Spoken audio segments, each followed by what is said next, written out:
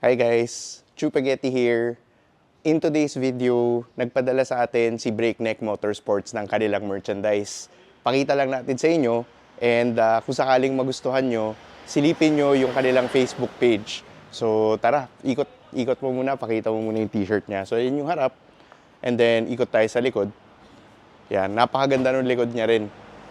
So kung sakali man guys, meron din silang iba pang binigay sa atin, kunin ko and pakita ko sa inyo.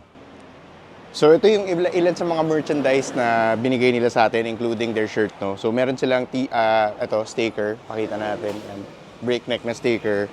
And then bigyan nila tayo ng keychain, yung ganito, yung remove before flight. Tapos sa likod niya, ayan, Breakneck sa likod niya. So napakaganda nito, actually baka gamitin ko to for my BMW rin. Tapos nagbigay siya ng 2 stickers, ayan, ito yung isa, Breakneck PH.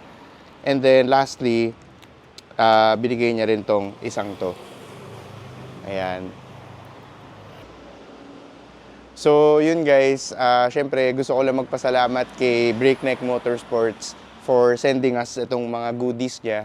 Kung sakali na gusto nyo to, gusto nyo rin yung mga stickers and mga merchandise na meron sila, check them out, check their Facebook page, and that's it. Salamat, see you all on the next video.